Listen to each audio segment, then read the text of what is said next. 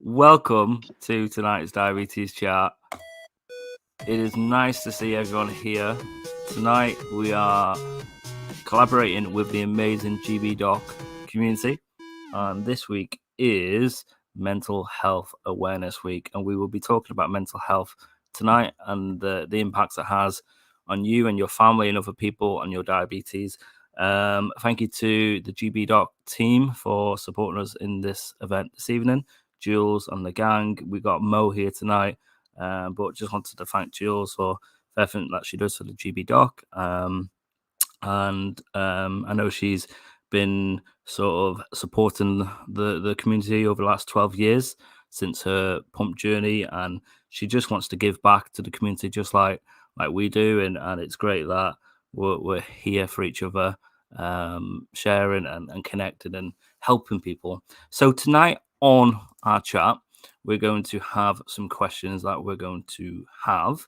But before I do that as well, I wanted to mention as well, I can see James in the chat, or he was in the chat. You can also check out a video from Eden and Katie Lamb, who is a artist, a Type 1 artist. And you can check a video on the YouTube page, which is a animated video raising awareness of the impact of diabetes that can have on mental health and the importance of support. So we'll retweet that out so you guys can go check that out. It is really good. I saw it a few days ago, and it's really important. So without further ado, what we're going to do tonight is we have some questions, and we're going to tweet the questions out so you can follow the Diabetes Chat account and you can see it. Or you can come chat on the panel. We've got Flipper, Mo, Claire, Cares, Linda, Dan. There's Dan. I met him on the weekend. Hi, Dan. And you can come chat to us. So we will ask the questions, and then anyone that responds on tweets, we can continue the conversation and get your views onto the discussion tonight. So, hello, Mo. Welcome to tonight's chat. Thank you for coming tonight and representing GBDoc. My pleasure. Thank you very much. Are you ready? This is such a big, important discussion, is it? Big topic that not only affects us, but people that living with us, the Type Fs, the families and friends and people that live with us and support us every day, isn't it? So it's such a massive discussion. We could probably talk for hours and hours and hours. And I've got 8 questions, which I know I won't even get through, but we'll crack on. So the first question, guys, that we wanted to start with a bit of a icebreaker. And also I wanted to say as well, Gary, who is listening, who is part of the Diabetes Chat team, Gary is phenomenal. He's such a top gen, and he supports the community, GBDoc and Diabetes Chat and the online community.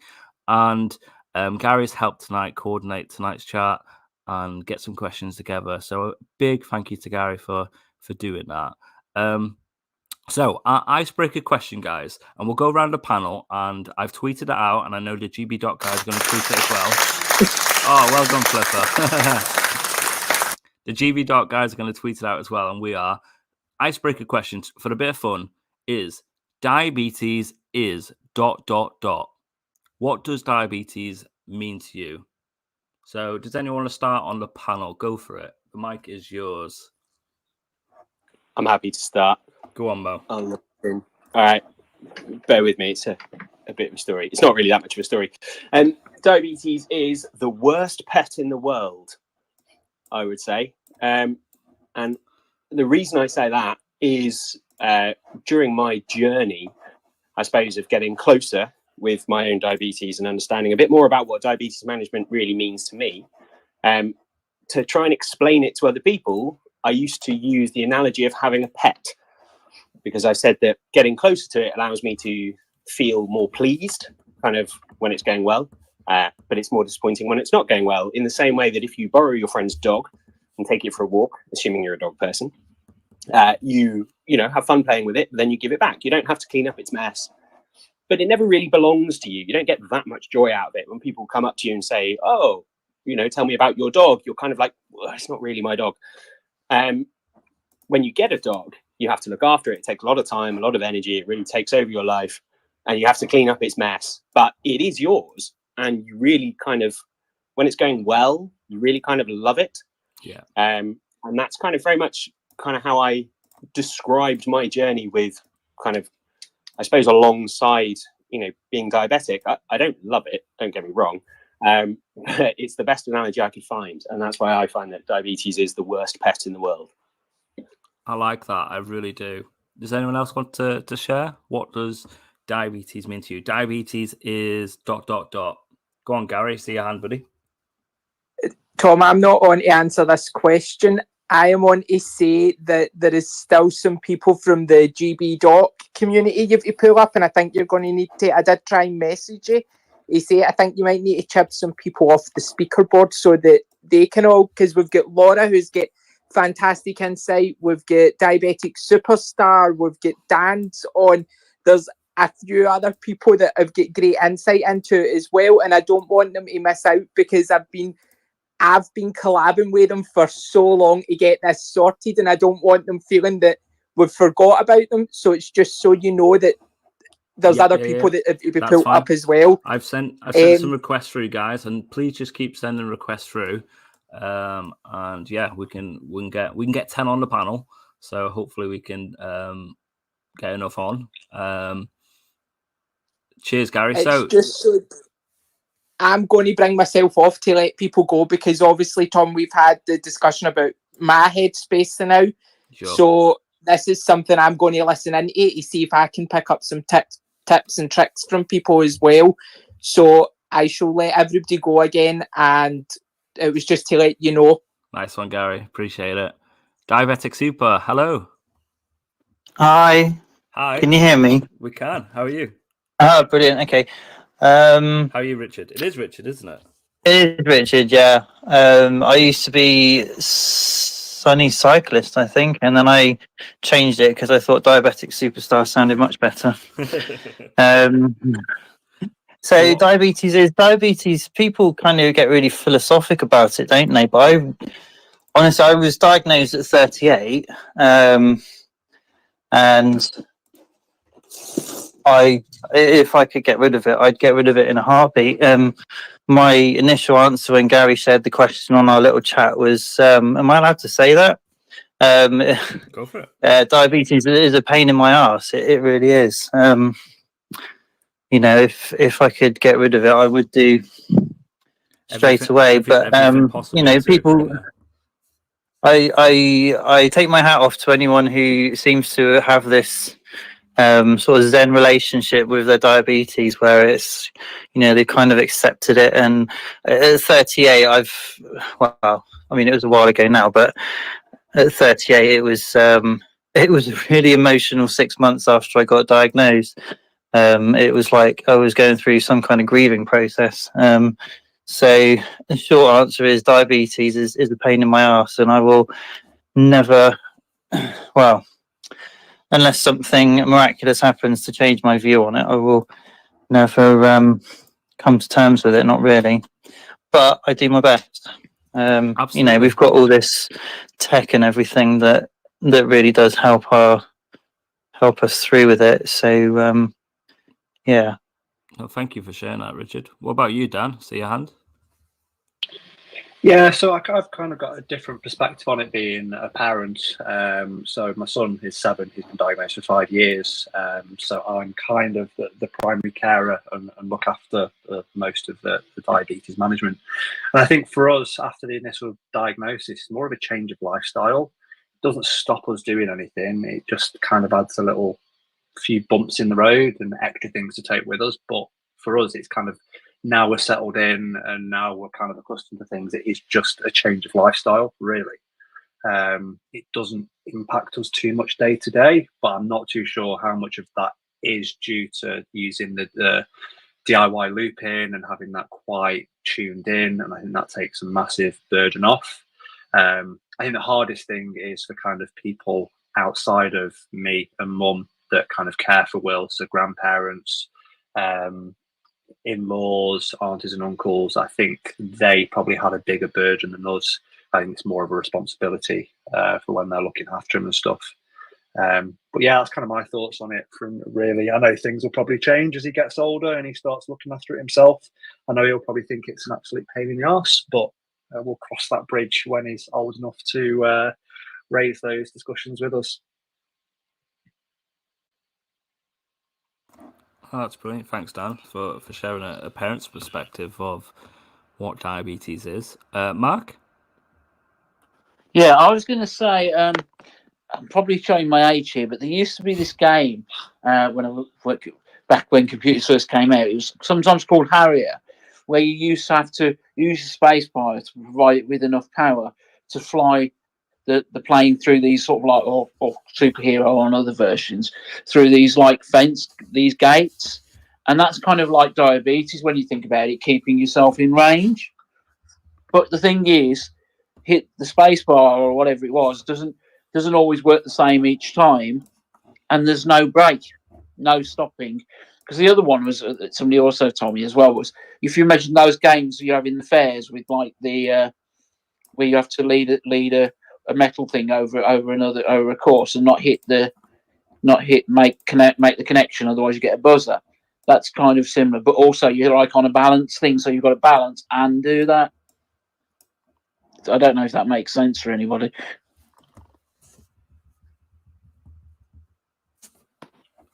Makes sense to me. I should say hashtag GBDoc as well. Absolutely. No, it really does, doesn't it? And I can see a few tweets coming through as well. People that are joining in, replying back. I don't know if you can see any as well, Mo, but Gav says diabetes is exhausting. Yeah, I can totally understand that. James, I like this one. Diabetes is like writing a book. We all have our own journeys, and each person will have similar chapters, but different stories within.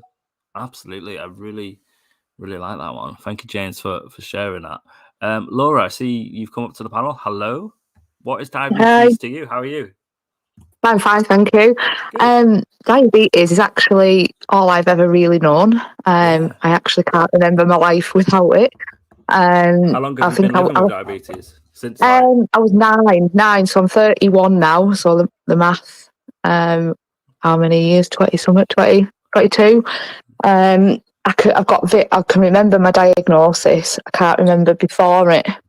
So I'm with Diabetic Superstar. If someone gave me a magic wand and said, you don't have to have it from tomorrow, I'd snap the hand off. Yeah.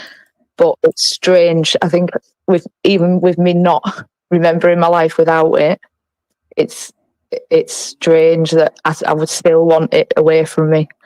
But relentless, exhausting, a constant thought in your brain. I don't think there's anyone that's diabetic that can say that they don't have a single diabetic thought in a day. Not at all. You know what I mean? We're constantly thinking of it, isn't it? Is it 180 decisions? I was just trying to remember how many it was. Yeah, I couldn't remember. And a thought's coming back to me, actually. I went to a DUK event on the weekend, and Emma Wilmot had her legendary slide on where she's got the person with the like 10, 20 spinning plates, and you're literally juggling your life, aren't you? Like all the time trying to make these decisions. And for me, diabetes is just relentless. It just doesn't stop. It doesn't give you a second to breathe. It's 24/7. I have always kind of said, if it was just the diabetes, I could cope. Maybe not. I don't know. But it's everything else. It's a sickness day that turns into, you can't just be feeling sick. It's the extra injections. It's the taking too much, and then you're having to eat even when you don't feel like you're wanting to eat. It's having a simple cut on your finger that doesn't heal properly, and you're constantly checking it to check that it's not getting infected, and then that's going to affect your blood sugar. It's the diabetes and that makes it difficult for me.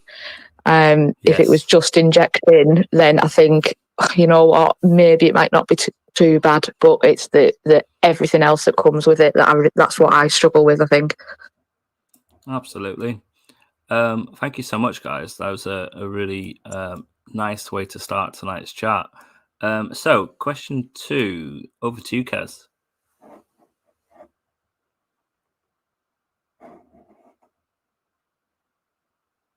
Or maybe not. Kez, you there? Can anyone else hear me, just in case? Who's killed Kez? Yes, we I can hear you. I don't know. Good job I have the questions to hand. So question 2 is, how can diabetes diagnostic impact mental health? So when you were diagnosed, how did it impact your mental health? And what tips would you give to someone who is newly diagnosed? And that can be someone who is a person who has diabetes, or a parent or carer like Dan on our panel. So how can diabetes diagnostic impact your mental health, or how did it? And what tips would you give to someone? Would anyone like to start on that one? I'm happy to go first again. Go on, Mo. Cool. I think we're going to get a range of views on this, which is nice, because personally, actually, when I was diagnosed, it didn't cause me too much difficulty. Like, it just so I was diagnosed when I was about 14, so kind of halfway through living my own life, halfway through my parents still kind of doing everything for me. And like Dan, does raise an interesting point from the perspective of a teenager whose parents were helping him. That is easier than doing it yourself. There's no two ways about that. And being a child is a bit easier because your life is just a little bit more structured.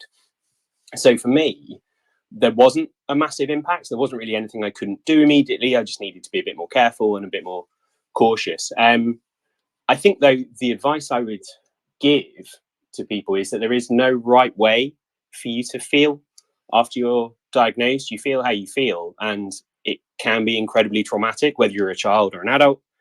It could be something that actually you feel you can get on with, whether you're a child or whether you're an adult. But also, it's important that it doesn't necessarily mean it's going to feel like that the whole time, whether it's kind of calmer or not so calm. If you have a really rough start, you might get to a place where, sure, it's never going to be something you want, but where you have days where it gets easier. But also, if you have a relatively easy start with it, just, it's still okay for you to then find it difficult later on. It doesn't mean that you've changed or it's changed, but, you are allowed to have kind of a flexible relationship with it and your mental health, I think, if that makes sense. Oh, it absolutely does, 100%. And I think for me, when I was diagnosed, I guess from that day on, it didn't really impact too much on mental health. It was something brand new, and I just had to adjust my lifestyle, I guess. But I guess as the days came, it did, because I was very embarrassed, and I didn't really do injections in front of people, or I didn't do it sometimes, and I'd run high and then do it later on, and because I was petrified of what people would think. So my perspective I was worrying of what people thought of me and my diabetes. Did I cause it myself? And I was really anxious and stuff. So my sort of lesson learned, but that has taken me 16 years, is finding your people to talk to and relate to and connect to, and people that get it does help, whatever that is, in person, online, and amazing communities like you guys, the GBDoc, and our community, and there's amazing ones on Facebook. I know I've just seen Paul jump on, and he has a man's group and on Facebook. So you know what I mean, it's finding your people and talking for me, and not feeling alone, because otherwise that's how I felt impacted my mental health, because I didn't do that, and then I was in denial for a long time. Anyone else want to jump up on that one on the panel? Yeah, I'll just jump in on that. I mean, I couldn't honestly say that before I found GBDoc on Twitter, I never spoke to any other diabetic. I didn't have that support. I didn't have anyone around me that was diabetic. My nan was actually diabetic, but she passed away the November before I was diagnosed from diabetic complications. Obviously, the care wasn't the same back then. It was different insulins and everything, so it's not like it was now. I don't have that same worry. Yeah, but it was my diet. Yeah, and that's a good point to actually mention, because obviously I was 17 and I was just about to go to uni and stuff, but my mum, she was in that position where her dad had diabetes and died when I was a couple of months old and had many complications. So I can imagine during that time it probably impacted her mental health as well, because she was probably worrying of things, and things have changed. You know, I'm 17 years into this now. Things have tremendously changed and tremendously are continuing to change. But I can't even imagine from a parent's point of view as well how that impacts people's mental health. No, I mean, I can remember like being diagnosed. My granddad actually worked in the hospital, and we went to his little. It was like a technician thing, and we went to his office, and on the way to the children's ward, and I can remember my mum crying, my granddad crying. I was thinking, I'm sure they're crying about something to do with me. I was the one that was in this doctor's appointment, and they were doing my bloods and everything, and going back to that now, my mum, I can't speak to my mum about it because she gets so teary that's what my memory is of being diagnosed. But now I'm older, that must have been the worst time for my mum and my granddad, that they'd just lost the wife and the mum 3 months previous to like complications for diabetics, and then I'm diagnosed. But just going back to like finding the GBDoc, I didn't have any support network in that sense. There was nobody that I could speak to. I didn't have any peers. I hid my diabetes. If I was meeting people, it was never brought up. I hid my injections, went to toilets to do them, so it just wasn't ever a thing.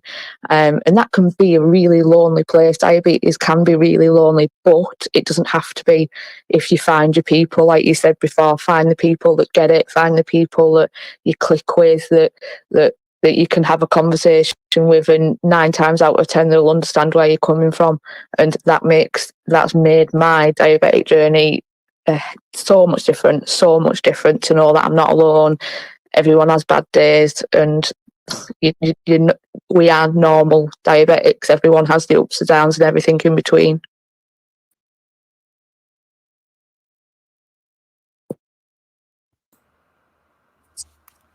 Amazing, Laura. Thank you so much. Flip, I see your hand as well. I think Dan's had his hand up longer than me, so shall we hand over to Dan first? Absolutely. Thank you very much. So again, this is more from a parent's perspective. I think with it only being 5 years ago, I was quite lucky with kind of the support networks.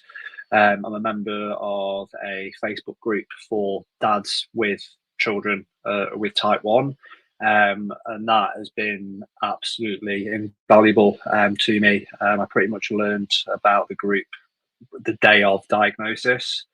And that was kind of a way just to kind of brain dump everything that was going around, and to get some kind of feedback, and some positive feedback as well, if things do get better and things do get easier to kind of manage. My default go-to when I'm stressed is I try and fix things with numbers and technology, because I'm a geek and I work in IT, so that's kind of my safety net.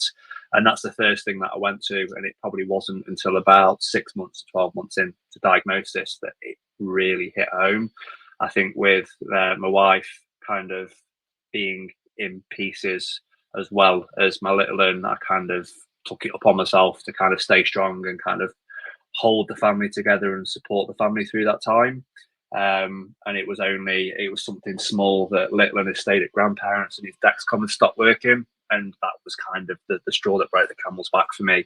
But it was nice. By that point, everyone knew how to manage it, so the support was then rolled back to me. But I think sometimes getting the support can be really, really hard. And I can imagine it was hard before the advent of social media and things like DiabetesChat and the Facebook groups and that kind of stuff.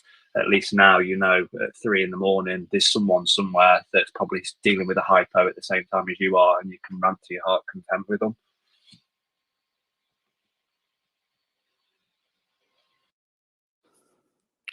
Yeah, go on, Philippa, sorry. No, I was going to say, I sort of agree. I'm an old timer because I think I'm, 28 years now. And I knew nobody. And I think it's funny because I think it was James mentioned on the tweet.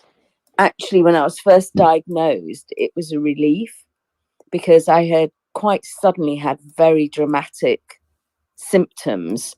I was an adult when I was diagnosed, and it was quite worrying what was wrong because I knew something really wasn't right. So to hear that I knew nothing about diabetes, but to hear that and that there was a treatment was actually quite a relief because you're losing weight, you're feeling off, this, that, and the other, and your mind springs to horrible things. So I think my initial was relief, but then that very quickly changed, I suppose, to the lifelong aspect of it. And I think, like somebody else said, I went through a mourning process, which took months, and it's only looking back at it now, I realise I went through it. But the thing that I wish is that people who are newly diagnosed, when you're being told that you need to look out, have your eye checks to help prevent and reduce risks of damage to your eyes, kidneys, things like this, that healthcare professionals would actually mention that one of the complications can be the emotional side of it, that it is difficult at times, it will get overwhelming at times, and that if you do feel like that, ask for help. It's not unusual, it's not because you're failing, it's just par for the course. And I just think that might open it up to some people actually asking for help earlier, rather than just thinking, oh, it's just me who's rubbish at this. Oh, it's just me being silly, I'm being over dramatic, I've just got to pull myself together and just get on with it, and there's no choice, I've just got to do it, rather than get emotional help and support. And I think peer support also plays a big part in that. It normalizes it. I don't think there's anything any of us have felt, said, done, that you won't find somebody else who said, done, felt exactly the same. And I think that's and I think that's quite that's really great, because it just makes you feel less alone and less out, sort of the only one. No, totally get that. Indeed. Let's bring Norman into that question, and then Mo, maybe if there's any tweets for that, we can read them out before our next question. Go on, Norman. I was actually going to hop in. I think it was with, but it's something this long to get in because, well, Twitter. I was going to jump in and say it actually shocked me when I saw that not DiabetesChat wasn't the first, but it was kind of one of the earlier support groups where you could just sort of hop in and say something. Because I've been diabetic since I was about 15 years ago, 16 years ago now. And I scoured the internet, when I was first diagnosed, for just general help, and there was nothing. It's only recently, like in the past 3 years, that there's actually been proper support groups. Obviously, DSN forum, what's the other one, GBDoc? Yeah, absolutely. And obviously DiabetesChat, and it kind of shocked me because I was like, why has this stopped? Because we've had chat rooms for years. The evolution of sort of technology and social media has really kicked off, hasn't it, last few years? And it's brilliant that it's brought amazing communities and networks that people can find, I guess. Really interesting. Linda, did you have a follow-up point from Norman? Yeah, well, I mean, I've been type 1 for 50 years now, and I was 9 when I got You're an OG. I know, I am.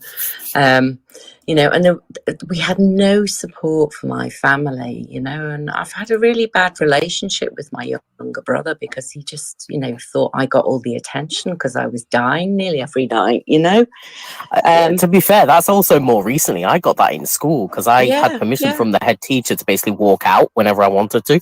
Yeah, so it's for hypos and stuff, and I was got bullied for that. Absolutely. And I mean, because I've had it for so long, I only got the pump 9 years ago because I became highly sensitive to insulin, so I take really small doses.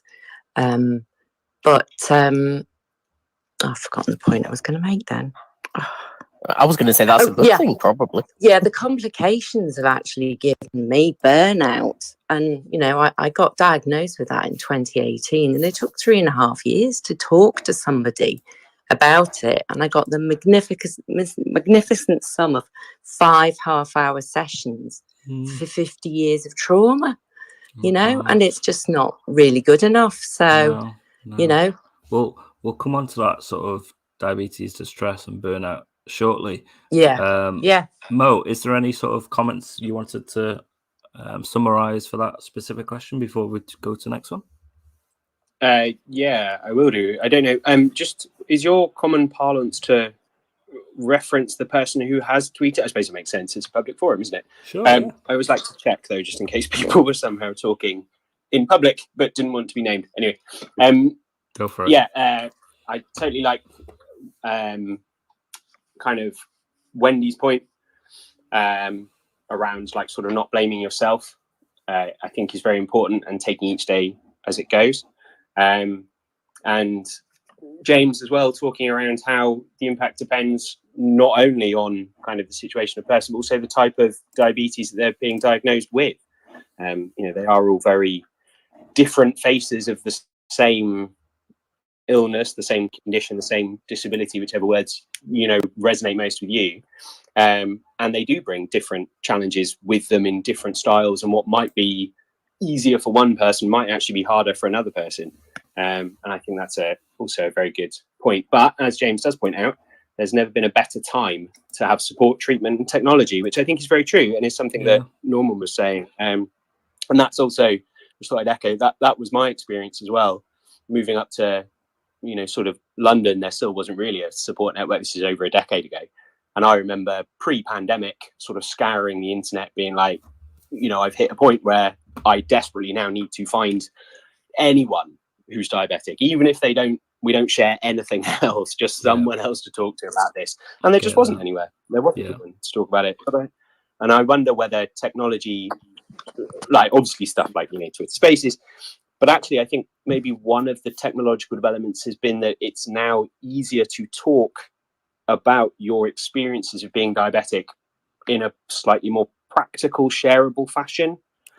You know, absolutely. Before, if you're not really like testing your blood very often, it's actually quite hard to talk about it because you don't have a reference point. You can't say to someone, well, how do you do that? Because you're not doing it, they're not doing it.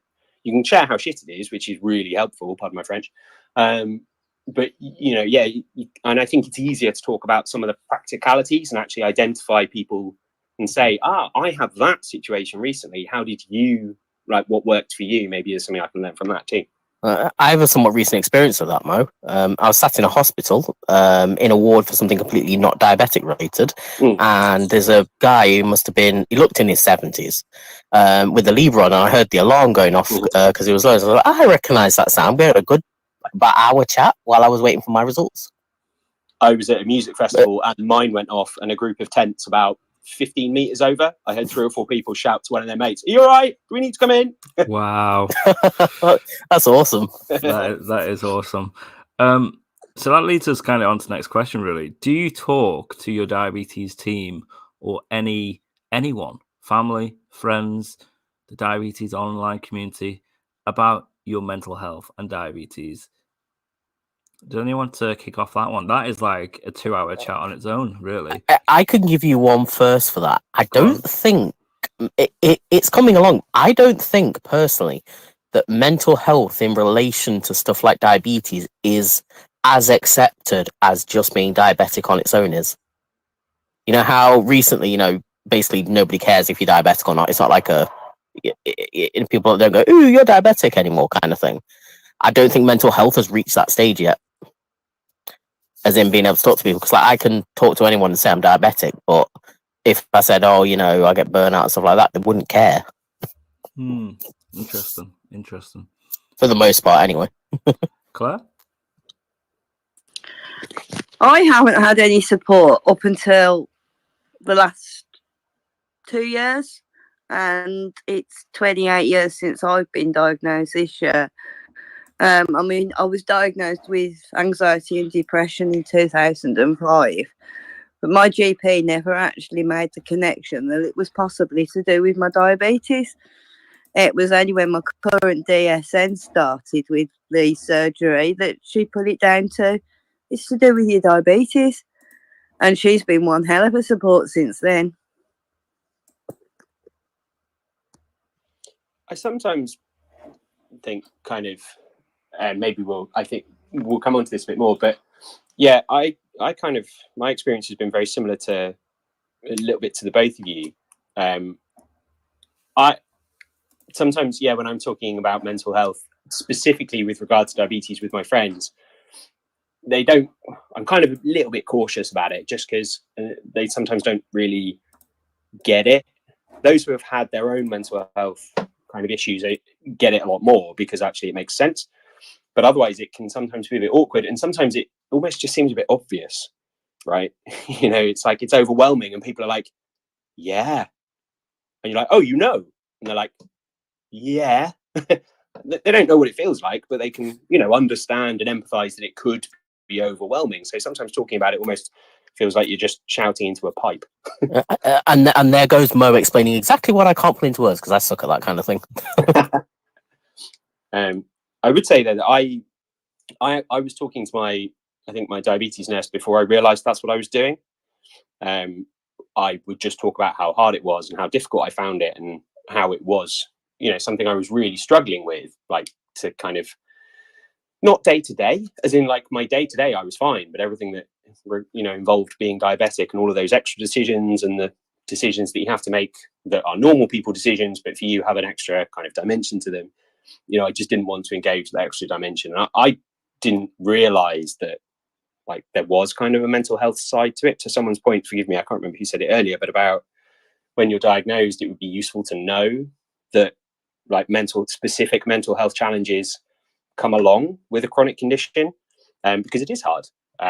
And yeah, so I think I was talking to them beforehand. I wouldn't talk to my family about it for some reason. That feels a bit intense, but but I'm glad that I found, an online community to be able to talk to about it, or even actually sometimes I find just listening to other people, is that sense of isolation, that feeling like you're alone, is the bit that kind of really gets you down after a while. Gosh, that's gloomy. Sorry. Not at all, my friend. It's nice to hear. Richard. Yeah, I was going to say I was diagnosed with anxiety a few years before I even knew that I had diabetes. So I had a lot of coping mechanisms in place even before that. I don't really find that mental health comes up much in my consultations. I don't know whether they just sort of think that you might mention it if it's an issue. That's kind of the feeling that I get when I go. They don't really probe me in those sorts of ways to find out how my mental health is, but it's never been an issue really. Sometimes I get a little bit stressed. So a few years ago, my Libre sensors, I think we all went through this, were falling off for a pastime. There was one particular summer where it just from sweating throughout the day, they would just fall off. I found that quite stressful and anxiety inducing because I didn't always have another one to put straight on. But that's probably the most stressful time that I've really had with diabetes. That and having to inject all of a sudden, because that was anxiety inducing, because I came into diabetes with not a phobia, but a very deep ingrained fear of needles. So you can imagine I wasn't really too thrilled about all of a sudden having to inject 5 or 6 times a day. You and my dad would get on very well. He's actually been diagnosed as type 2, and he's at risk of being put on insulin, and he absolutely he's like the strongest, toughest looking guy you'll know, but if he sees a needle, he hits the sofa real quick. Oh dear, yeah. So another thing I was diagnosed with years ago was testicular cancer. Long time ago, that's all dealt with now, but when they sent me for a blood test, I was more afraid of the fact that I was having to have a blood test than potentially something that was, had the potential to kill me. So like I say, it's quite ingrained and quite deep fear of needles. And when I got the pump, I was so thrilled because it meant that I didn't have to do that anymore. I was going to say, isn't a pump using kind of a needle to apply it anyway, kind of thing? Yeah, but it's once every 3 days, isn't it? True. Once every 3 days as opposed to 15 times every 3 days. I know which one I'll take. I envy the fact that you can say 15 times every 3 days. My lord. I also like the point you made, Richard, about when you go to your appointments with your diabetes teams, your consultant or whatever, what have we got, guys? Like 10 minutes, 15 minutes, if that. And you go in with probably 100 questions and you want to cover everything. And you come out and you think, oh my God, I only spoke about 2 things. But yeah, it's interesting to know how many people go into their appointments and the consultant talks about mental health. Or just refers you just to say, oh, by the way, there's some information that you may be interested in.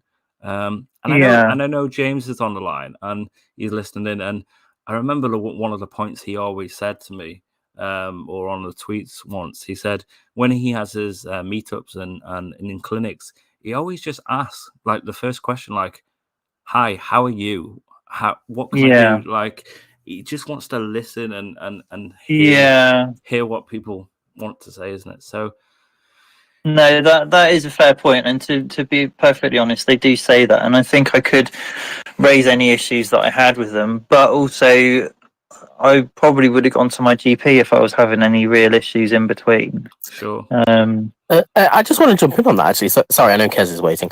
I always feel, I don't, this might just be me mentally, but I always feel like, when you go into a shop, right, and you go to a checkout and they're always like, hi, how are you? And it's just your generic answer, I'm fine. I always feel like that with when I go to see my consultant, it's just kind of a generic, hi, how are you? As if you're talking to checkout staff kind of thing. And I always feel like that. I don't really feel the need to say, oh yeah, I've got burnout or anything like that. It was always just, yeah, I'm fine. I did see a poster once that you should ask the person 3 times, and then maybe by the 3rd time they may actually feel comfortable to maybe open up. I'm not implying that every time you see someone out, guys, you should hi, how are you? You okay? You okay? You okay? But, I'm going. You're going to do that now, to Tom. me every You time. realise this? Of course. Kez, come into the conversation.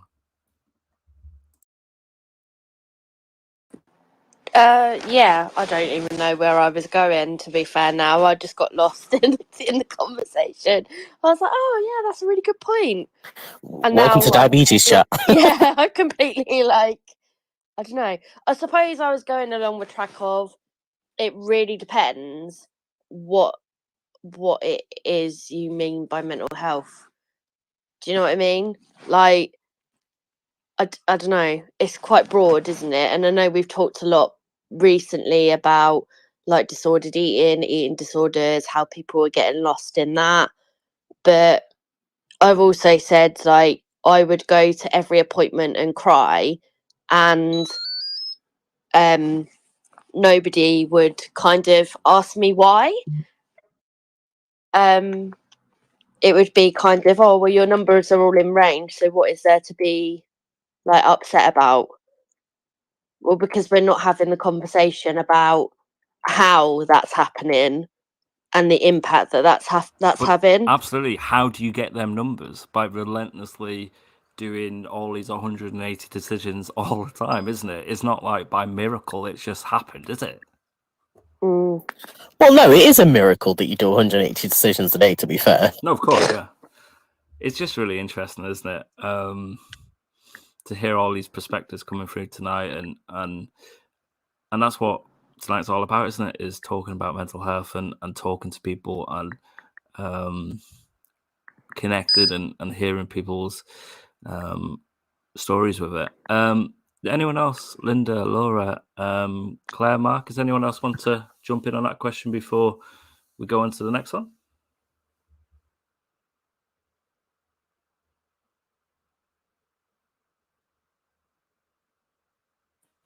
As nobody else is talking, I will. Because you know I don't like that. Yeah. I think it is important having people, but I'm just typing a tweet to say great comment from Kez, because it is all encompassing, and I think it depends what area I'm struggling with. So if I'm just having a terrible day or whatever, then I'll mention it to a friend, because it won't all be diabetes probably, but that just is the icing on the cake. If I'm having specific issues, or I don't know what it may be, well, actually I don't feel comfortable talking to you about this, And it may be that if it's more diabetes related, I'll wait till it's somebody who's got type 1 because they will get it as well. I think it's very difficult raising it at clinic because we're all very good at putting a mask on and we will appear fine. And I know once when I did raise it years ago, I'm not saying which healthcare professor said, "Oh, you just worry too much." And that was the end of the conversation. And I always felt what an opportunity was missed there, because somebody doesn't bring that up unless it's important. It's not a throwaway comment. And I think that's the thing that sometimes gets me, like Kez was saying, with crying in appointments and things like that. I think it's sad that at times opportunities are let pass by. And I know there's time constraints and things like that. But actually feeling okay about something actually might be more important than your HbA1c and stuff like that. And they maybe should be put aside.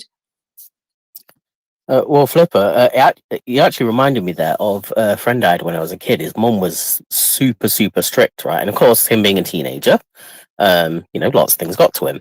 And his mum always used to call him dramatic. And it's like, "Oh, you're okay." It reminds me of that. And it always annoys me when that happens.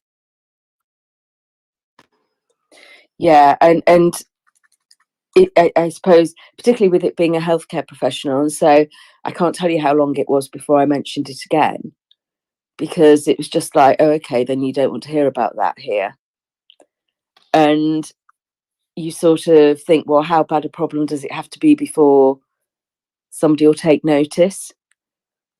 And I have had help. I've sort of done I can't remember how many weeks sessions, CBT and stuff like that.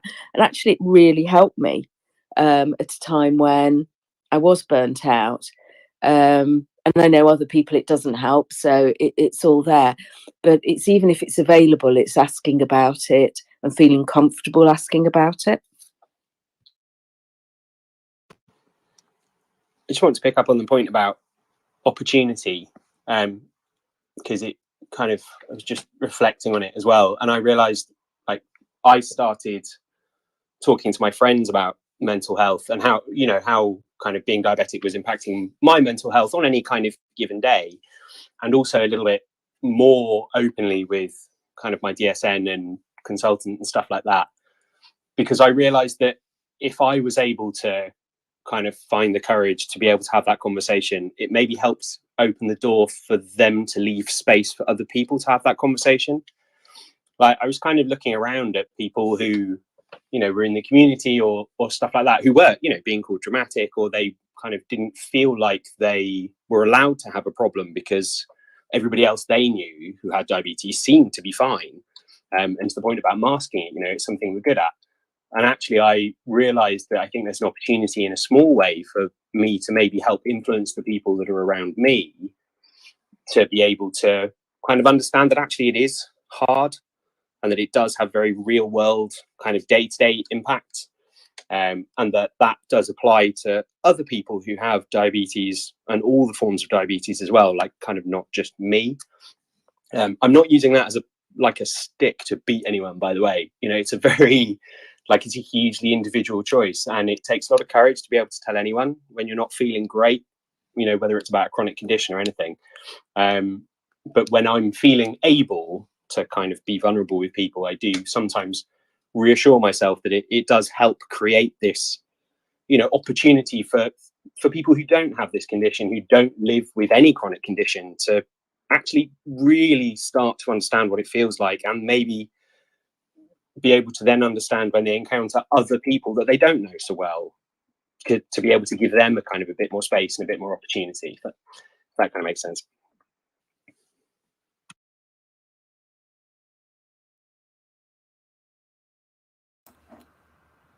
Richard, I can see your hand, mate. Yeah, sorry, I'm sort of taking a wait in the queue approach to this. I'm not sure if we're supposed to just jump in or not. Everyone's been very polite tonight with their hands. It's very formal, but it's really nice. I was just wanting to pick up on what Mo said about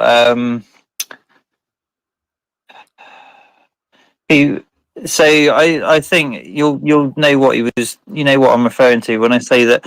I think since I've been diabetic, I've kind of gain more of an empathy for people that have got chronic conditions that might not necessarily be diabetes. So just trying to think. I worked with somebody who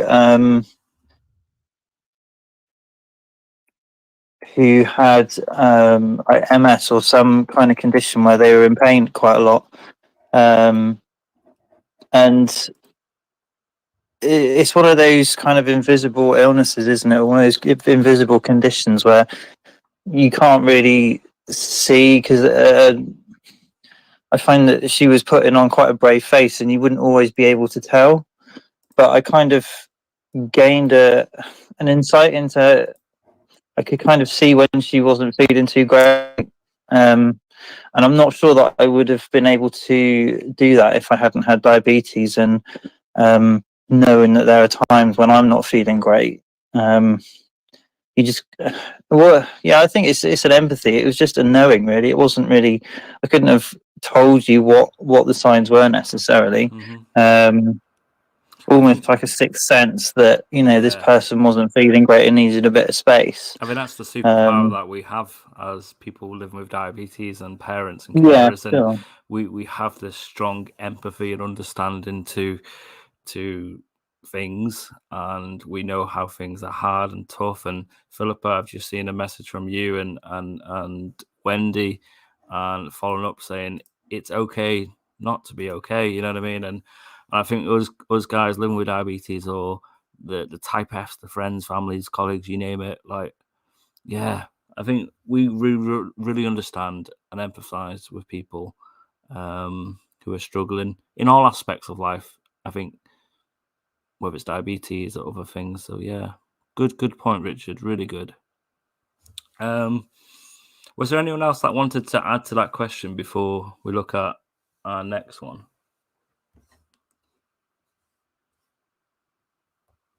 All good? I believe so.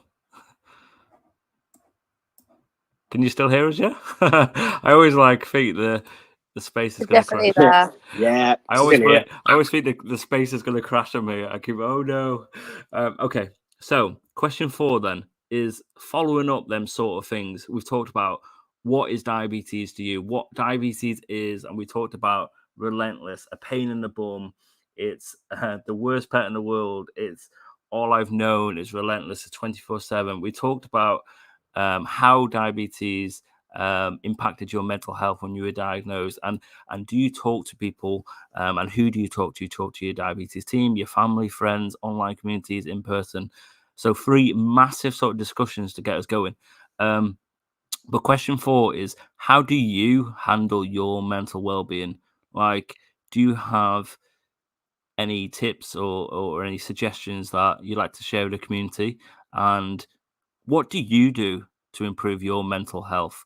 It might be going to the gym, it might be shopping, it might be going for a walk with your dog, Mo. Whatever it is, what really helps you with your mental health? And this is, I guess, this can be related to diabetes and mental health, but just in general, helping your mood and how you're feeling. Anyone want to kick off that massive question? Laura, would you like to start? Buy a punching bag. There you go. Love it. It's good exercise. I mean this, by the way. I wasn't actually joking. Buy a punching bag because it's good exercise and it helps you get your frustration out without actually punching somebody. I absolutely love it. Claire? How do I cope with my mental health? I like doing a lot of craft work, as people have seen on various posts on Twitter that I've posted of things I've been doing. I find that helps me at times, the majority of the time. Brilliant. Mo? Sorry, I just put my hand up again. No.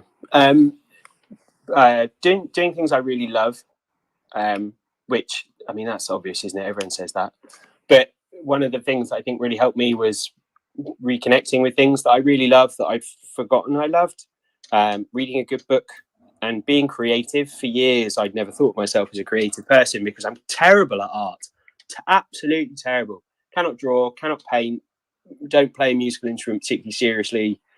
You know, all of these kind of things.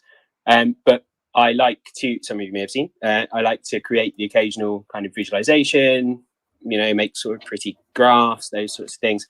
And actually, I realized that that's being creative and, you know, something that I've always loved. But those are things that I knew I loved as like a kid and a teenager, but as an adult, I was like, oh, these aren't serious adult activities.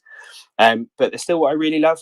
And they're much better at restoring my mental health and kind of looking after my mental well-being than things that I think are more like sensible adult activities that I don't enjoy so much. Mo, you can paint, not very well, but that's okay. Got to see the positive side of it. That is very true. All right, I don't paint or draw as well as I would like, which is but if it makes you feel good and helps with your mental load capacity, then go for it all day long. You are in control of you, and you do what's right for you. And I always remember back in school, I was awful at art and design, and I was in year 8, and I was never going to consider art as an option. But I remember we had a specific project and we were making something, and my teacher was like, "What is that?" Sort of in a sort of, that's not sort of good, and it really, really knocked my confidence and like impacted my mental health to be like, "Oh my god, you actually thought that." And this is way back now, but and from that moment onwards, I've kind of never really gone back to that sort of thing because I'm not good at art. It's not my thing, but I actually did enjoy the sort of just doodling and just like drawing stick men. And if that's what I came up with, then great. If that helped me and my mental health, great. You know what I mean? But it's nice to hear that, Mo, and you share that with us. Kez, let's bring in you. And I'd like to bring in Laura and Linda as well. And I can see loads of hands as well. Go on, Kez. I love a photo, me. I love to go and take a photo. Go check out the photos; they're awesome. Yeah, I do like a photo. But actually, like if I'm really honest, it's one of the only things that I can do on my own without being anxious. So, like, and yeah, sometimes I walk in really remote places and scream into nothing when I'm annoyed. But yeah, the photography. That's the best feeling, by the way.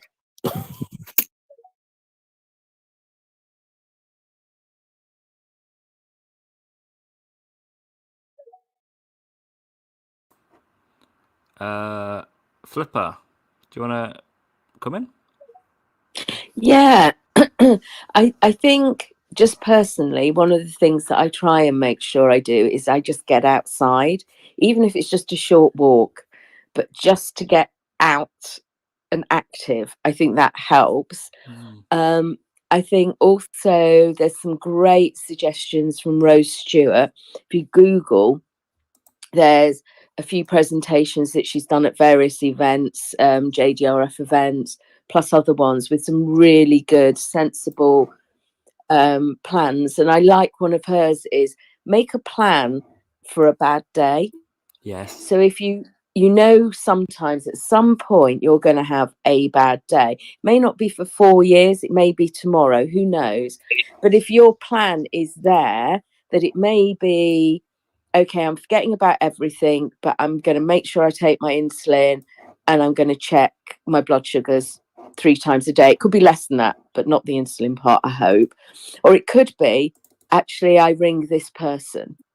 And because you've got that plan, it means you may actually ring that person rather than think, I could ring them, or they won't want to hear from me, or it's not worth it. But because you've got a plan, it gives you the impetus to do it. And I really like that, to have that in your back pocket.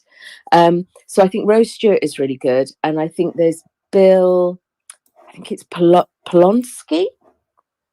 To Google. Yeah, Polonsky. He works at the Jocelyn Centre in America.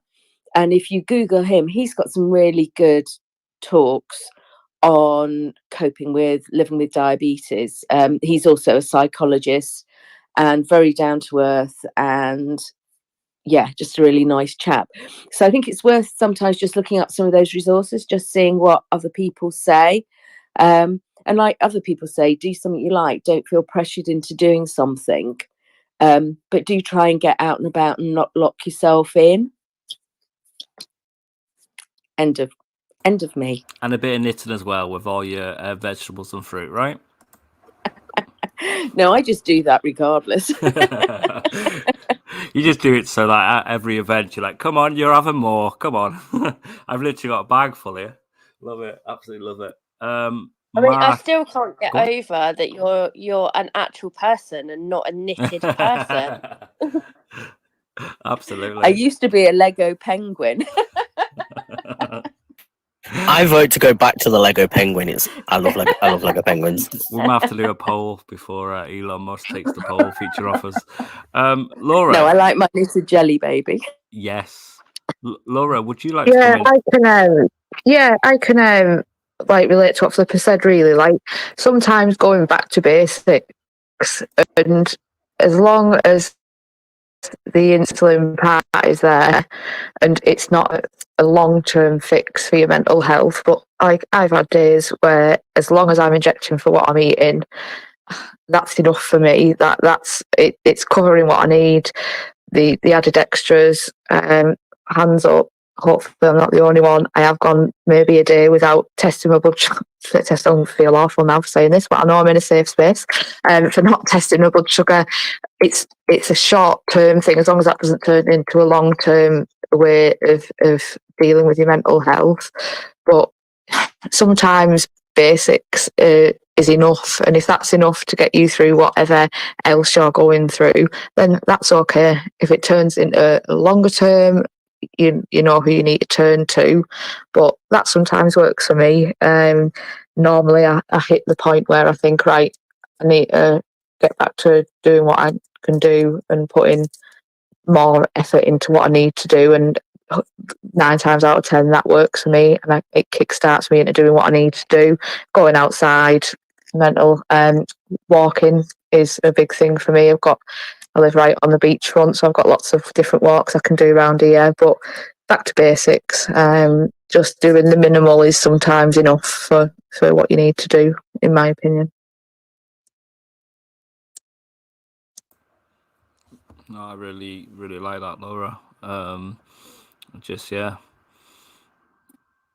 to basics, guys, and just celebrate them small rewards, them small things that you do achieve, and then each day take the next day as it comes with it, and see what you want to achieve or what you want to do, and hopefully you'll maybe get back to where you want to be.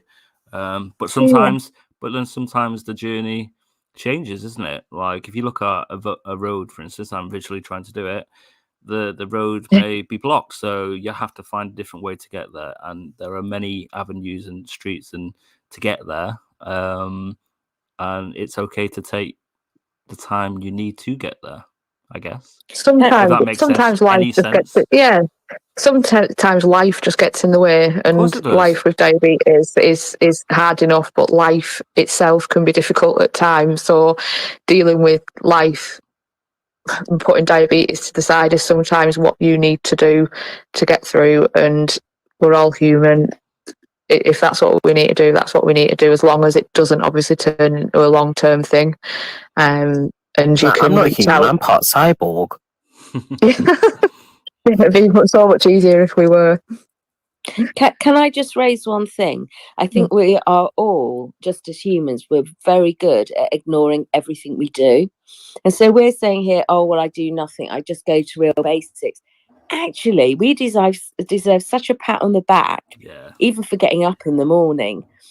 And I think sometimes I sort of stop and I remind myself everything that I am doing. So rather than saying, I'm not checking my blood sugars, I didn't carb count, I didn't this, actually look at the things. Well, actually, I've got my kit with me, I've injected, I've done this, I'm going for a walk, I'm carrying on doing that. And if we trying to look on the positive side, so the things that we are doing, rather than the things that we think we should be doing and we're not doing, and beating ourselves up about it. Amen to that. Yeah, we've made so many decisions before even probably getting out of bed or out of the house. Sometimes they just go to the wayside. But there's so many things that we think about without even thinking about it. If that makes sense. Sure does. What a fantastic conversation we're having, guys. I can see Mo, Norman, and Mark. I am not going to say who's next. Go for it yourself, guys. Boo. I was going to go back because, well, I like a tangent. To you and looking at stick figures, right? So, as I know some people in here are, I also am a major failure at art, but I like to do stick figures. I convinced my school to install a piece of software on their computers called Pivot Stick Figure Animator. And you drew your own stick figures, you know, decorated them, gave them colors, all that, and then you animated them. It lasted about a week before, let's just say, half the students decided to draw phallic objects. But it was really fun while it lasted. Interesting. I thought you were going to then say, I challenge everyone to do a stick figure drawing right now and tweet it out, GBDoc and Diabetes Chat. No, you know what? All right, then, I will. You wish to, if anyone wants to do a stick figure, hashtag Diabetes Chat, hashtag, I don't know, stick figure, hashtag GBDoc. There you go. Absolutely. Go on, Mo, jump in. Just kind of wanted to sort of loop back, because it is in a space just about something that we've talked about before, and it very much comes up in the realm of peer support. And like the real benefit of peer support is finding people who have the same shared experiences as you, right? Yeah. That's kind of what it's all about. That's what the GBDoc's about. That's what Diabetes Chat about. That's something that we've all talked about in different frames in this conversation, sure. The benefit that we found. But one of the really important things, particularly for me, where it comes to mental well-being, is to make sure that you kind of don't force yourself to associate with people that make you feel bad, even though they share a bit more of your experience than someone else. So, like, there are, and I'm not talking with any specificity to this, but I know other people, for example, have like found other diabetic communities that they really haven't vibed with. But even within the one that you like, there might just be some people who the way they talk about their diabetes might not be great for you when you're not having a great time. And that is totally okay. Like, just because we're all diabetic does not mean we've all got to jam with each other all the time and be totally okay with how everyone else is presenting in that moment. And I think sometimes that doesn't get said in the right way, particularly when there are like disputes going on about someone's talked about HbA1c and you get like, oh, am I not allowed to celebrate a good thing? Oh, are you shaming me for having a bad thing? It's like, no, it's not about any of that. It's actually just because, you know, at that moment in time, your shared experiences aren't enough to draw you together. And that's fine. That's totally fine. Just because you share more with them than Joe Blogs on the street who doesn't have diabetes doesn't mean that right here, right now, you're kind of what each other needs. And I certainly find one of the things that can help me is to really actually make sure I'm surrounding myself with people who are making me feel better about myself, or better about, kind of like Flipper said, better about what I am doing rather than thinking about what I'm not doing. And that it's okay for that group of people to be different and to change and to flex depending on what you need.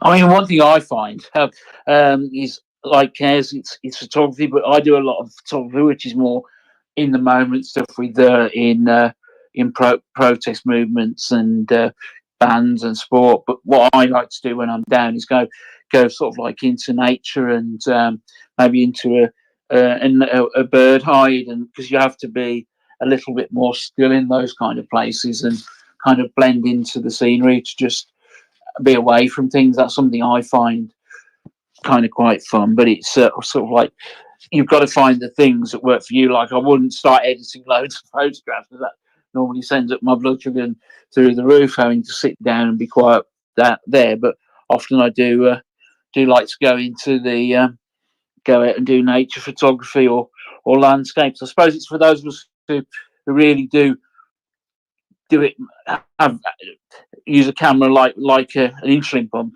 for want of a better term, in manual mode first, virtually. You have to sit and think about these things, and it stills you. I don't know if that makes sense again, but hey ho. I find a lot of analogies between photography and diabetes at times.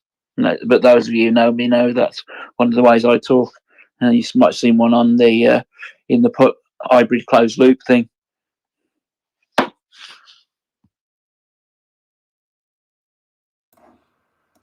Well, brilliant. Thank you, guys. So we are just looking at the time. We've done 4 questions, 4 fantastic, massive discussions.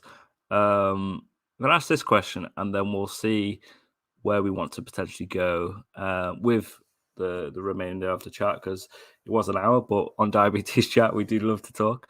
But I think this is a massive one right now.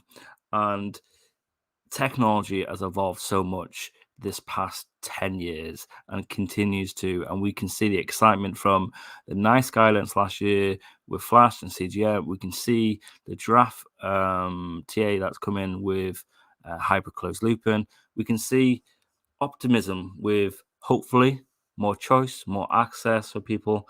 But here's one. Has technology had any impact on your mental health, of how you feel in general, or how you feel your diabetes? Yes or no?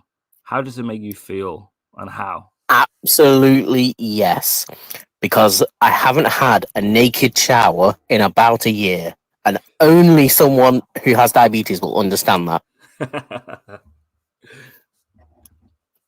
Oh yes, oh yes. That is it. I might draw a naked shower stick man for my for the competition. I can see Kez has drawn one. Well, it's gonna, yeah. Well, you can't be wearing a sensor, so it would just be a stick one, wouldn't it? Absolutely. Richard, come into the conversation, my friend. So yes, obviously it has. So I think the 2 most fundamental things I can think of is for my sensor, it means I can obsess over it without getting really sore fingers. And it's harmless, really. I do obsessively scan, and it's not a bad obsessive. I don't. It's just because I like to keep an eye on it. I think we all know what I'm talking about. And I think from, as I've already discussed with my pump, my anxiety level is much reduced because I'm not thinking about my next injection and where's it going to go, and am I going to hit a bruise? Is it going to bleed? Is it going to hurt? And all those sorts of things. So yeah, most definitely it has impacted my mental health because my anxiety is much lower in general.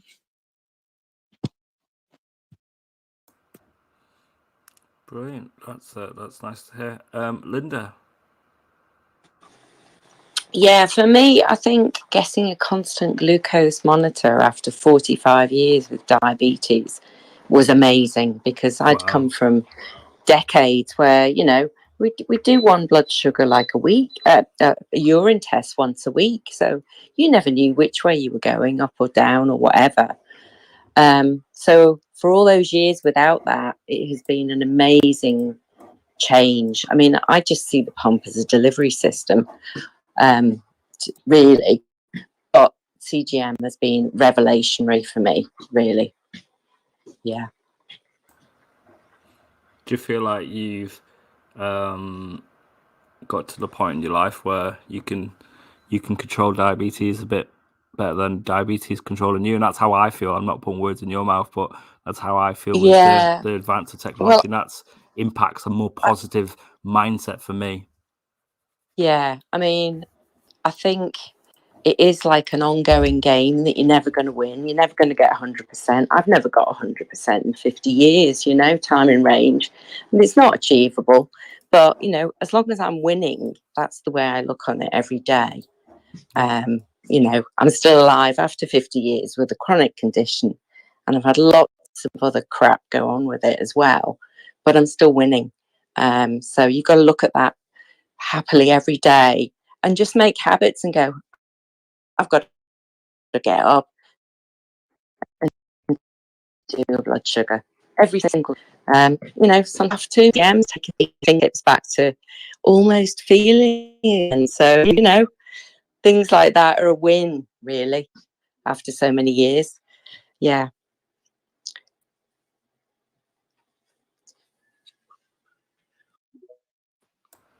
I absolutely love it. And that's I was just going Go on, Claire, sorry. I was just going to say the same, that my fingertips are now returning to normal. I can actually hold a pen properly and feed it. And Yeah, I'm just coming up to my first anniversary on the CGM. great. And I was It's good, actually going to isn't it? disagree with you a little bit there, Linda. It is possible to get 100% in range, and I'll tell you how. Yeah. It's when you don't put a sensor on for a few hours, and then you put it on when you know you're in range, and that small, tiny little dot on the graph will make it say 100%. Absolutely. Every Don't say I celebration, didn't help right? you. Every celebration. Yeah, but take it. you know, non-diabetics are only at 76%, so anything over that's a bonus, really, isn't it? You know. Yeah. That kind of makes us superstars then when we get 100% if most regular people aren't anywhere near Yeah, that. I think so. I do, Yeah, yeah, I do think we need to remember that definitely. the average for people And is and 70%. for me, I mean, the biggest change has been able to exercise without constantly having hypos, knowing which way you're trending and changing your exercise to make your blood sugar go up for 20 minutes has been amazing stuff to learn. And you know, I never knew about that until the last few years, and some of the things I've listened to on your show. Yeah, that's been really beneficial to me. Because when I asked the consultant what did she think about exercise and how to manage it correctly, and she just gave me a photocopied sheet from the Lancet, and it was a medical paper, and it was like incomprehensible, and I was like, I learned nothing. I really learned nothing in that conversation. So, yeah, definitely helps to listen to other people's experience. Yeah, it's been really beneficial to me. Can I come in with maybe a negative of technology? Because I do love my technology and I wouldn't get rid of it. Absolutely. But Want to hear both sides, Flipper? yeah, but I think there is the fact that you are faced. I like having CGMs. You're faced with your numbers. So if you're having a bad day with numbers, I've had last week. I had a few days where I was just high and insulin was water. I have no idea why it was. Then followed by a day where I was in the gutter the whole time. I was just really low. And it's like adding insult to injury. Every time you look at this thing, it's still a high number. It's beeping at you. It's keeping you awake. And I know I could turn it off, but then you have the fear. Do you know, like, that seems wrong? So I think there is a burden associated. And I think it is at times taking off those alarms or widening the alarms just to stop them being as frequent, which sounds counterproductive because they're there to help you. But I think there is a negative that we know so much more now that there's more to potentially obsess over, where actually we probably could let it ride and we would be in virtually the same state. You know, it doesn't make that much difference, but mentally it's very in your face. Just going to jump in there, Flipper, actually, something that might help a few people that are facing kind of a similar thing to what you described. Dexcom, if you're on Dexcom, has a really nice feature that delays the first alert for an hour or 2 hours or something. I think you can change it in the app when you touch your high threshold so that it doesn't alarm, but obviously you can still read the numbers and obviously take medication to stop it like annoying you and making you worry all the time. Okay. I think that might be the just on the G7 though. Is that just on? I'm sure I saw it on the G6. I could be wrong there. And another okay. point following both your points really is from Lindsay on the tweet, says lots of Libra false lows for me, impacting me and my partner a lot. He would be petrified. I was dying. I stopped using it, and it's quite sad to hear that. I'm sorry that you've gone through that and how that impacts not only your mental health but your partner's mental health, how they're feeling, worrying about you, but also you worrying about how he's worrying and how he's feeling. But yeah, I totally get it, Flipper. There's always another side to the argument, the other side to the coin, and it's and I guess it just comes back to you do what you want to do for you, isn't it? You do you, and but yeah, let's bring in Laura, and then anyone else that wants to have their say. I'm with I think I can really understand what Flipper's saying there, because I can see the negatives. As much as tech has totally changed my life, physically, my diabetes is a lot better now than what it was ever without the tech. There is times when the tech is such a burden. I'm on T-Slim at the moment, just moved over to T-Slim from Medtronic, and I can't tell you how hard I've got to think and remember to charge the bloody thing. Medtronic was just a battery that you change, but T-Slim you have to charge it. I quite often get it down to 20% and then it's alarming at me and I think, oh bloody hell, it's going to turn off. I don't know what happens if it turns off. I've plugged it in at work, and I've stood up from my desk at work and I've yanked it out because I forgot that I've been plugged into the computer charging it. There's been times where I've thought I can't be doing with this pump anymore. I want to go back to injections, but there's always something there that's stopping me. Always something there. When I first went on the insulin pump, I was actually the second person in Cumbria in my area to go onto an insulin pump. I was very against it, very didn't want it. I was in my teenage years, didn't want it, thought it would draw attention to my diabetes, was kind of, I'd say bullied, but that's not the right word, into it by my consultant and my mum, that, you know, you need to give this a try. If they told me that I'd have to hand it back now and never be on it again, I would fight someone for it. But that doesn't mean that it doesn't come with the negative of being a burden, being constantly hooked up to something, whether it's just my Dexcom or the insulin pump. It's just sometimes it does get too much. As much as it is a positive, there is definitely negatives that I can see and I can roll with. But like I say, if you told me that I'd have to hand it all back and I couldn't get it again, then I would fight anybody I needed to fight for it.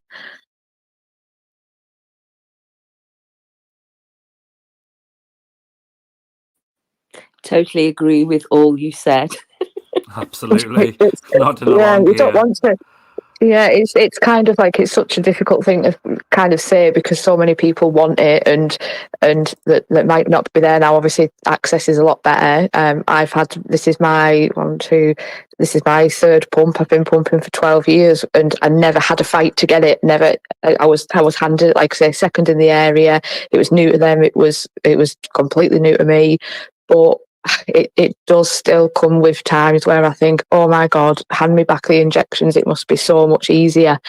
I'll happily go back, but then there's always that little thing inside of me that's like, no, actually, no, keep on with it. I know people have pump breaks, but I can't get my head around that. I wouldn't know where to start with going back onto long acting, slow acting.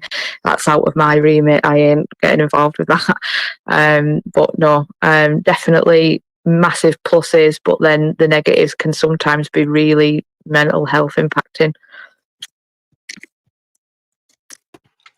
Yeah, I just want to pick up on that. I completely agree with you, Laura. And similarly, like talking about mental health, you know, the guilt doesn't help, right?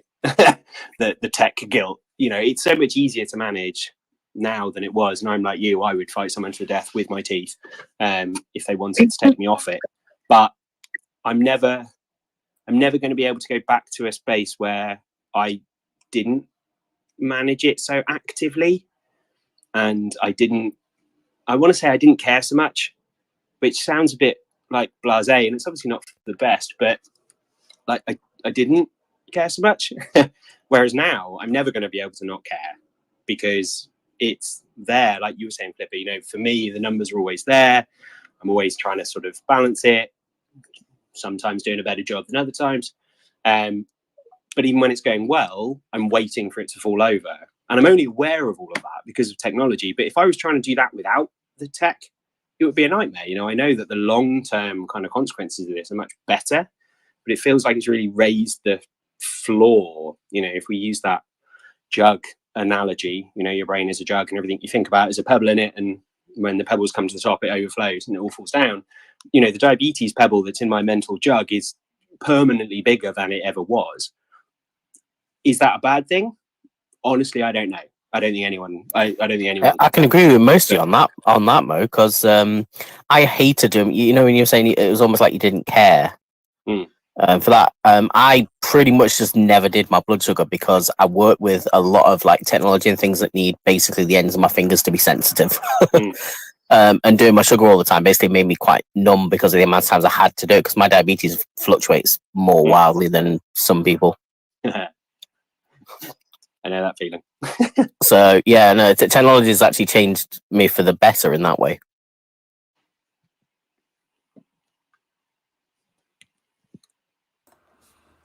Mark?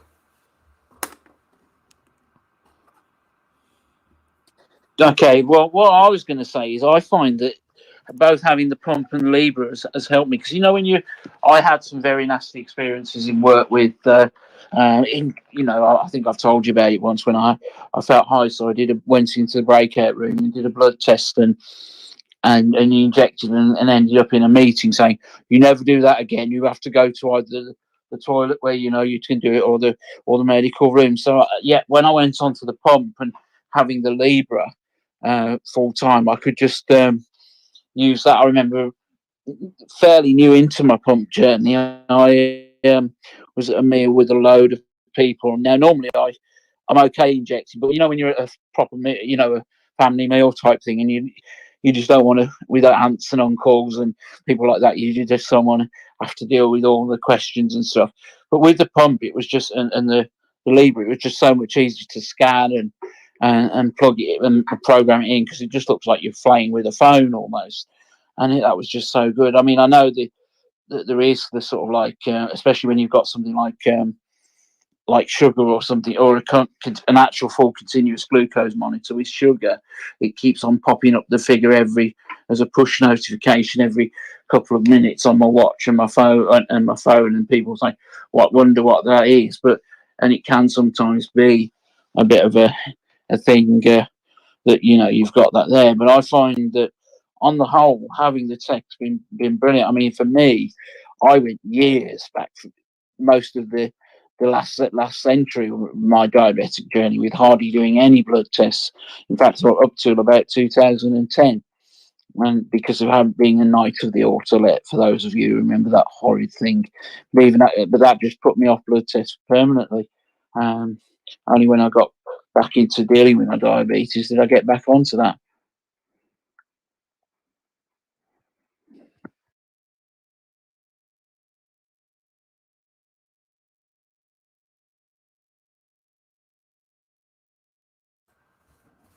And also, Kaz, do you want to come into it as well? Yeah, it's funny. Like I totally get what a lot of people have said, but I think there is something about, I can't remember who it was who said earlier, maybe it was Flipper, I'm not sure, about jumping to closed loop too quickly. Don't get me wrong, like I probably went relatively quickly from injections to pump to closed loop, but I think there really is something about actually understanding it. I very quickly went into, oh my god, I can see everything. What am I going to do? This feels horrendous. To then but still having control because I could choose what I was doing with my pump. To then having to give up that control, and that in a short space of time, I think I found really difficult to kind of deal with. Don't get me wrong, now I'm 8 months into closed loop and I'm not like a mess like I was in the beginning, because there is something about having to trust that tech as well. And if someone's not really explained it to you, which I don't think it is particularly well explained, if I'm honest, well, it wasn't to me, until we kind of spoke on Thursday, but by then I'd already been on it 8 months. It's a bit like, oh, yeah, this sounds good. I'll have to make less decisions, but is that really true? I don't know. I also think it's interesting you say about trust and the technology. And I think that word trust as well, I think in terms of mental health as well, is trusting your teams and your diabetes teams. I think they do a fabulous job, but it's building that relationship and trusting them and having a positive relationship. There are so many other questions that we could have really gone into tonight, but I think it's just been truly tremendous talking different elements. We started with what is diabetes is, and we talked about the impact of mental health on you when you were diagnosed with diabetes, and what advice you'd give someone who's newly diagnosed, or a parent or a carer. We also then talked about, do you talk to your diabetes team or anyone about how you're feeling with your mental health, or with how you're feeling with your diabetes, or your just general mental health itself, with family or friends or online community? And then we talked about, how do you guys handle your mental health? What do you do to improve your mental health? And we heard loads of amazing examples, and it was really nice to hear. And then just finishing really with how technology impacts on your mental health, which is really interesting as well. I'll bring in Richard, and then we'll go to the next sort of final point, really. Go on, Rich. Hi guys. Hi, Tom. I've just been listening. It's fascinating. It's a fascinating topic, mental health. And I've got a lot of credit for everybody that goes through a diagnosis, living with diabetes, whether it's 1 month, 1 week, 10 years, 30 years. It can be quite a burden. And to be honest, in the 90s, I'm sure I'd got many times with hypo-awareness, mental health issues. And I think the thing is, if you talk about it, it helps a great deal. It's not for everybody, granted, but if you can speak to people, tell them how you're feeling, communicate to others, whether it's at work or your family or your friends, a problem shared is a problem halved. And if you can alleviate some of that anxiety, get somebody to have your back, when I was diagnosed, I was 14, going through puberty, and my mum she'd got me back, and she'd come in sometimes, and I'd be on, I sometimes wake, well, I wasn't working shifts then, but if I was going to school and I didn't wake up, my mum would come in, and it was horrendous. She'd come in with like glucose in the milk, in a glass with milk in, and sometimes I'd be that far out of it, hypoglycemic, I would probably knock the glass out of her hand, and your brain thought backwards back then. Like when you're hypo, you didn't want any help for some reason. I don't know whether it was the insulin or a combination of other things, but it was horrendous. And people like you and I and everyone on the chat tonight, we do go through issues with, anxiety and depression to a certain degree, but there is help out there. And if you just reach out and try and, ask people on the group, or ask to share thoughts about it, it does help. And I can honestly say I've probably in the mid-90s, I went through a period of time where, diabetes wasn't controlled as well as I ought to have controlled it. But everybody's diabetes varies, and it's all different. But now, with the onset of technology and the availability, obviously, Paul, are talking about closed loops. We went to Sheffield at the weekend. It was, I think there's about 14%. You did a questionnaire, was it last week, Tom? I can't remember now. People that have got access to pumps, and it's there, but it's getting the availability and having that choice of what you want to do. There's several different setups. I've been running Android APS for 4 years now, and I'd be lost without it, like all you guys. If you've got the tech and it helps you, that's fantastic. And everyone needs to get access to it. And hopefully in the not so near future, people will have access to it, and it might benefit them massively. And it certainly has me. And it's like a massive weight off my shoulders, having the tech and having the system I'm running, it's just lifting the load. And if you can do that, that's half the battle, I think. I do like you saying though, Rich. A problem shared is a problem halved. That's a good saying. Well, the thing is, as a kid at 14, I'd got no idea. I mean, I read about it. I read for weeks about diabetes and what it can do if you don't look after yourself, this, that, and the other. And it was frightening. It was absolutely terrifying. There was no sport back then in the 80s, 84 when I got diagnosed. Not really. I mean, there was your clinicians. You went once every 3 or 6 months. If you were lucky, you went once a year to see them. And they'd just look at your figures and your diary. You know, you'd write in a diary, and it was totally different back then. Totally different. I had to write in a diary when I was first diagnosed. Yeah, your carb intake, how much carbs you've had, what insulin you've had, your background insulin. It was. I didn't even have that. I just literally had like a morning, midday, afternoon, night boxes in a big grid for my sugars. That's it. And you'd go in there, and sometimes you'd get told off because what was your blood sugar? Why was your blood sugar 18 on Wednesday afternoon? Yeah, but everyone pretty much faked those anyway. So. Well, yeah, I know people. I know I've probably done the same. But do you know what I mean, Norm? It's like if you've got a problem and you want to discuss it, the forums, like DiabetesChat or GBDoc, people are there. You can reach out to people now, and that is so beneficial to us because that community is driving. It's the driving force in making our lives easier and better, and lifting the load. And a newly diagnosed type 1, I'd just suggest, be open and talk to people, talk to your family and your friends, and try and share the method, how you feel.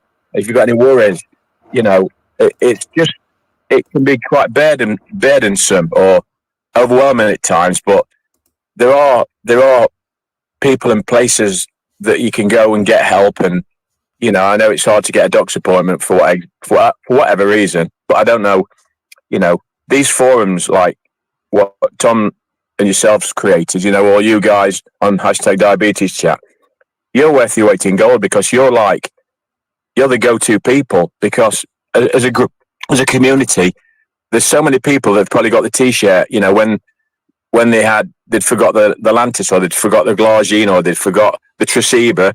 What did you do? Or what should I do? Or what should, and it's not medical advice, but it's experience. It's people's experiences that, it can help people through worries or strife or COVID, or, if you've got an illness, sick day rules. When I got COVID in 2021, early 2021, my Android closed looping was delivering 300% more basal insulin than I would on a normal, when I was well. But that kept me alive. If I'd not got that, or I'd not followed sick day rules, or I didn't take my insulin, I could have been hospitalized with COVID. But, these forums and these peer support groups are there for everybody's benefit. And, on Facebook, there's one, type 1 Derby group.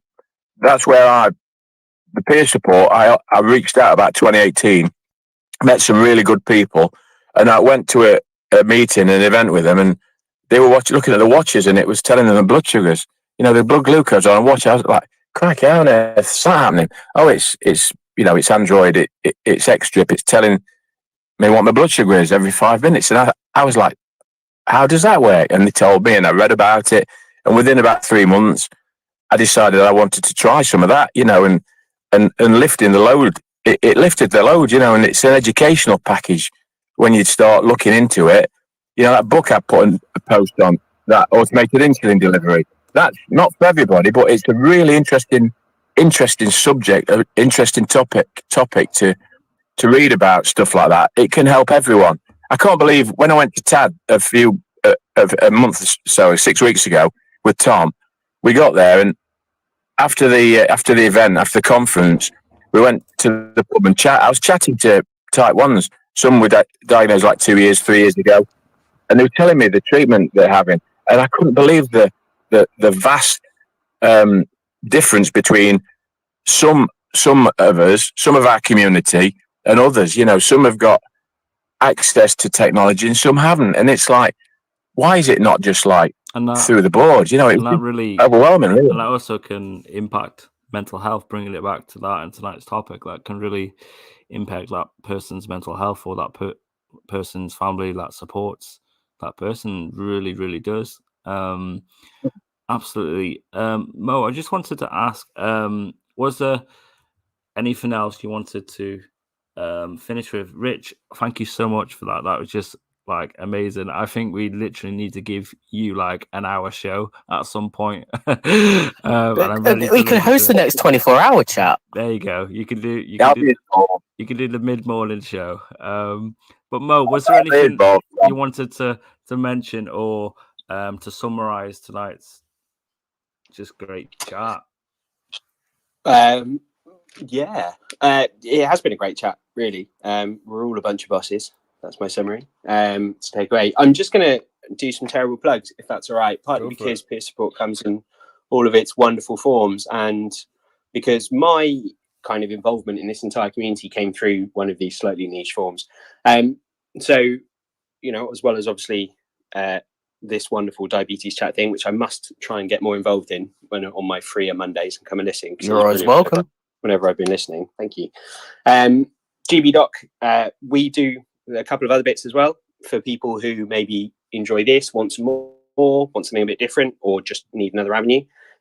So we do a weekly tweet chat on a Wednesday, which is just as it sounds, really, kind of on Twitter, from the GBDoc tweet chat host account, where someone from the community will volunteer to run the tweet chat and will ask a series of questions over Twitter, not on Spaces. So it's just all tweeting backwards and forwards. It's a great opportunity to sometimes just watch other people talking. I quite enjoy that, which makes it sound weird when I put it like that. We also run quizzes as well, which are done over Zoom, but they don't have to be camera on, which are quite good fun. And then my personal favourite, partly because I run it because it was my way in, we do a GBDoc fantasy football.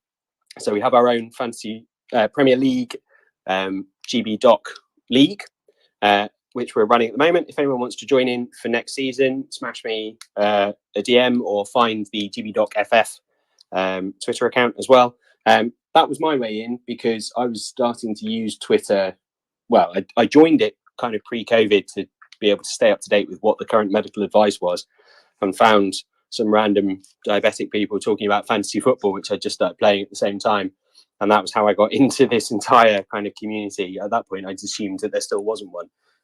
So the more the merrier, I think, really hooks for people, because as we've been talking about this evening, you know, mental kind of well-being and diabetes do go hand in hand, and peer support is one of the greatest ways, I think, certainly I found, to help both directly with my diabetes management, but also particularly with my mental health and my well-being around it, and being able to find like-minded communities of people who have similar shared experiences, similar outlooks, people who understand what you're saying. You know, they can read between the lines, they can read directly the lines as well. And so the more hooks that are out there for different people to find the different things that work for them, the better. So thank you very much, Sam, for allowing us to kind of come on. Thank you very much for everybody who's joined in. I've had a fascinating time and will certainly try and come back again. Thank you so much, Mo. Honestly, it's been a tremendous night. Flip, I'll bring you in as well. But it's been truly tremendous to have both communities coming together for Mental Health Awareness Week and raising so much awareness, talking, and just hearing everyone's stories, and it's just been really, really good. And thank you so much, Mo and Jules and the rest of the gang at GBDoc for helping us happen, and Gary as well for all his coordination in this as well. So big up, Gary. Thanks for all the plugs there, Mo, for all the amazing avenues that people can go check out. Please do find what's out there, and I'm sure you'll do much better than me in the fantasy football. I think I'm like near bottom. I've kind of not looked at my team in a long time, so I'm blaming it on that. But honestly, it's been really, really cool. I've really enjoyed it. Flipper, was there any sort of comment from you you wanted to add? No, I think I'm just sort of really repeating what Mo said. I think it's been a really interesting chat and lots of different themes, but also a lot of commonality. Also, I'll say what Mo said, there are lots of forms of peer support, and a bit like Mo was saying earlier, you need to find your tribe, and also you need to find your method as well. So like spaces here might work beautifully for you. There are other people who might only want to do face-to-face meetups. There might be other people who are happier with the tweet chats that are on a Wednesday, which are very good and a good way to link up with people as well. So I think it is just sort of give it a go, have a look over there. Obviously come back to us because, we're here. But They're look at really good with their time management over on GBDoc. And the diabetes chat, we just talk for hours. What's time management, Tom? You must explain that skill to me so I can pay $9.99 to unlock it. Oh, honestly, there were so many other different discussions that we could have went down tonight. There was like 3 or 4 more questions I had down, talking about how we access mental health services. Have you accessed it? How easy is it to access it? Have you been referred? What sort of resources out there? Diabetes distress and burnout, sort of experiences you've had and how it's impacted your mental health. How diabetes has impacted your relationship with people or other sort of cause factors like eating disorders or any other sort of anything else. So there were so many other things that we could have went down tonight, but I just think what I hope from tonight, it's provided people opportunities to talk and link up with people that get it and understand and have been through these things. Yeah. And that you're never alone in and it you're either. never ever alone. Maybe just final sort of question that isn't on my list to finish, and then we'll have our open forum. And if you want to jump off, you can. If you want to carry on talking, we can. But part of this sort of podcast episode series, trying to word the question now, has peer support helped your mental health? And does anyone want to? I think we know the answers, but anyone want to finish up this episode with a final comment there? Has peer support helped your mental health? Yes. Absolutely. Definitely. Yeah. Brilliant. We might all be mad, but at least we are each other's mad crowd. Absolutely, yes. And I've just seen Liverpool have won 3-0 tonight. So I can see James in the chat. So that's helped my mood as well. Laura, did I see your hand Flipper, a bit of crazy never hurt anybody. Laura, did I see your hand there, or did I just imagine it? No, you saw it. You're not imagining it. It was just to agree. Yes, I think it benefits everyone, doesn't it? Peer support. I don't think I've ever heard anyone say that it hasn't in the right places. You've just got to find what you're happy with and approach it from the angle that you want to, in the way that feels the best and safest for yourself. Yeah. But there's plenty of avenues out there. It's just finding your people. But I think Twitter seems to be a good place. You obviously do get the odd polite, what I'm trying to think of a nice word for them, idiot. Idiot works, to be fair. Idiot, yeah, that slides through, but we all seem to tackle them with the same attitude, and they disappear as quickly as they came. So, we're a good group of people who have got one similar. I can't think of the word. We've all got that one thing in common, haven't we? And it's crap at best, but we deal with it the best we can. Here.